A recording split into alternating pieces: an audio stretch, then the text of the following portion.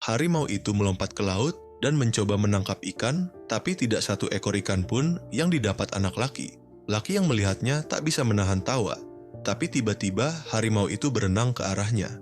Anak laki-laki itu langsung ketakutan, tapi untungnya ia bereaksi cepat dan naik kembali ke perahu tepat waktu. Untuk berjaga-jaga, ia menarik kembali rakit ke dalam perahu harimau itu, terus mencoba naik ke perahu, tapi gagal karena permukaan perahu licin. Anak itu mengambil kapak dan berteriak dengan marah, tapi akhirnya ragu dan tidak melakukannya. Mungkin ia merasa harimau itu senasib dengannya, sehingga ia memutuskan untuk tidak membunuhnya. Malam itu, ia memutuskan untuk menyelamatkan si harimau malang. Ia mendorong rakit ke arah air dan menurunkan tangga yang sudah dipersiapkan. Sebelum harimau naik, anak itu melompat kembali ke atas rakit. Keesokan harinya, ia mencari stok makanan di kapal. Namun tanpa sengaja membangunkan sang harimau, tiba-tiba muncul sekumpulan ikan terbang yang datang langsung ke arahnya. Ikan-ikan itu menghantam anak itu begitu keras hingga ia menjerit kesakitan. Harimau pun berpesta makan. Besar anak itu sadar adalah kesempatan sempurna untuk melatih harimaunya. Ia mengarahkan tongkat ke arah mulut harimau.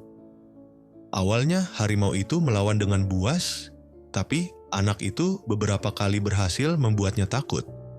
Tak lama harimau itu menyerah. Keesokan harinya, saat anak itu kembali ke kapal harimau, kembali mencoba menggigitnya, tapi begitu melihat tongkat di tangan anak itu, sang harimau ketakutan. Anak itu tahu bahwa pelatihannya berhasil. Ia meletakkan sedikit ikan di ujung tongkat dan menyuapi harimau. Setelah harimau memakan ikan mentah itu, barulah anak itu merasa sedikit tenang. Ia lalu mengetuk dek dan menyuruh harimau untuk datang. Makan ikan, harimau itu seolah mengerti bahwa anak itu tidak bermaksud menyakitinya. Sejak saat itu, anak itu mencari dengan memancing harimau di atas, tidak lagi seganas sebelumnya. Suatu hari, anak itu melihat sesuatu yang tampak seperti kapal pesiar. Untuk menarik perhatian, ia menyalakan suar. Tapi setelah suar terakhir ditembakkan, kapal pesiar itu tetap tidak merespon. Tiba-tiba datang badai hebat yang menghancurkan harapannya. Setelah beberapa waktu, ia terbangun dari koma harimau. Di kapan, tergeletak tak bergerak, dan dek anak itu tak punya pilihan lain selain tetap bersama harimau dan bersiap mati.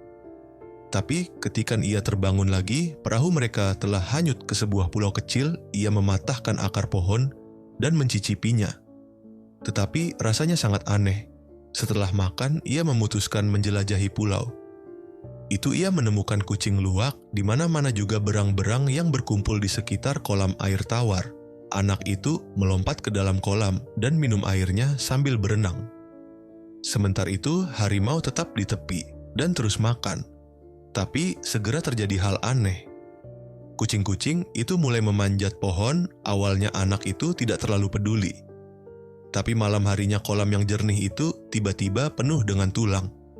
Ia sadar ada yang tidak beres dengan pulau itu, bahkan sang harimau pun enggan turun dari perahu karena terlalu takut untuk menginjak pulau. Kemudian anak itu memetik bunga dan membukanya.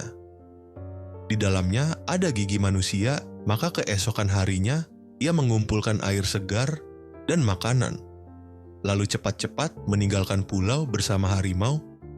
Setelah lebih dari 200 hari, terombang-ambing di lautan perahu mereka, akhirnya mencapai pesisir Meksiko. Anak itu roboh di pantai. Karena kelelahan sementara, sang harimau melompat dari perahu dan langsung masuk ke hutan